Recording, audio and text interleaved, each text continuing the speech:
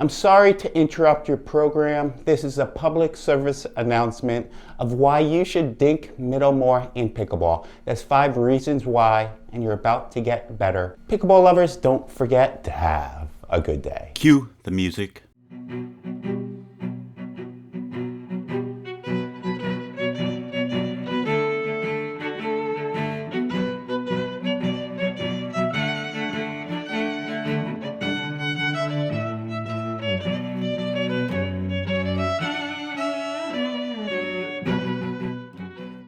The first reason why you should dink middle more is it causes pop-ups. It really does. Dinking deep middle causes pop-ups. Also, what happens when you do this? You hit at both your opponent's inner foot. You know that middle line that goes through the middle of the court? It causes confusion when you hit it. You could take a look at these examples. Dinking middle causes pop-ups. David Nell near left-hand corner. Dinking with Jamie Onson's in white right there.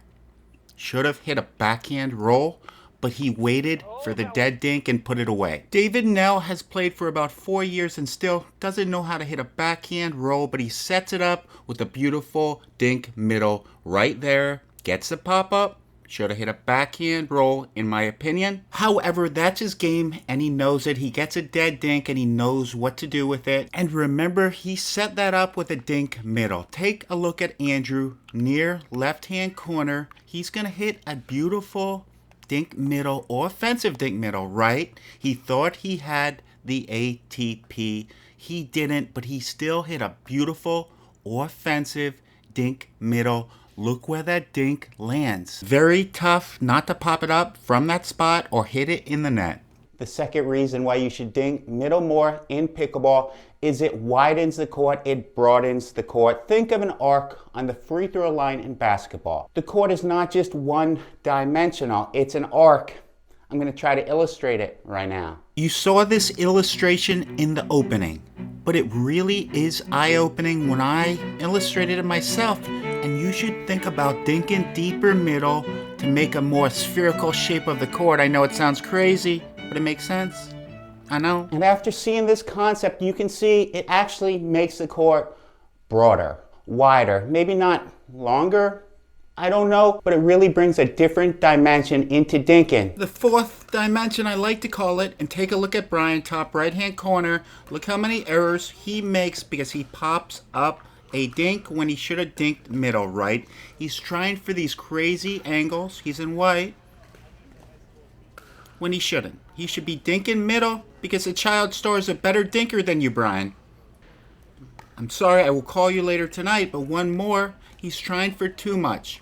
Too many angles. Again, gives the ATP away, right? Last one.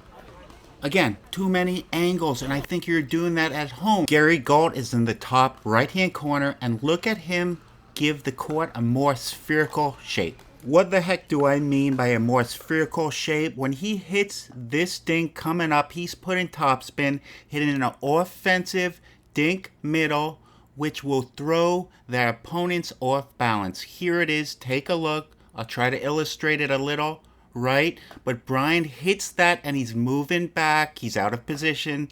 Gary Galt got what he wanted by doing what? By dinking middle. If I try to explain in other terms, I would say your opponents are trying to build a wall. If we could push them back and break that wall, we win. The third reason why you should dink middle more in pickleball is it causes confusions. I watch game tape all the time and I see people dinking middle and the opponents just looking at each other, not even hitting it, and it causes confusion. It really does, and I think you should do it more. By broadening the court, you won't go for these crazy angles out wide. A pickleball court is not a tennis court. It's pretty small. These crazy angles will end up getting you in trouble in a tournament, especially if it's windy. Dink middle more, people. If you dink middle more, you could get this to happen. Pretty cool. I know.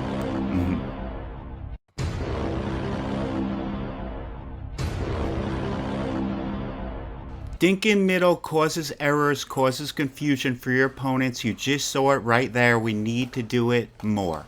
Take a look at this. This is a beautiful point that shows dinking middle causes confusion. Take a look at this in slow motion.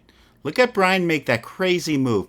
Brian's in white, that's his fault. He's going to be extremely upset with me after seeing this video. I only do it because I care, Brian, but if you make that move, that's going to affect David, and that's what dink in middle does. It causes confusion, it really does. The fourth reason why you should dink middle more, you could change directions. If you're in a dinking battle with a better dinker, what do you want to do? Get it to the worst dinker. How do you do this? Dink middle.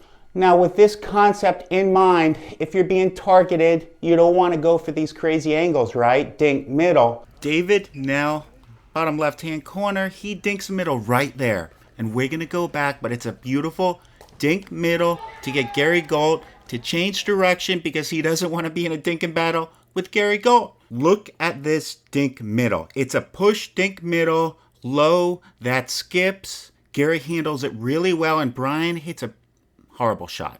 Horrible shot. He plays senior pro, my best friend, but come on. David now uses dinkin middle to get out of dinkin battles with opponents that are stronger than him. He's playing Jamie Onson's top right-hand corner, and he's dinkin middle to get the weaker opponent involved, right? And that's what he did, and then they win the point.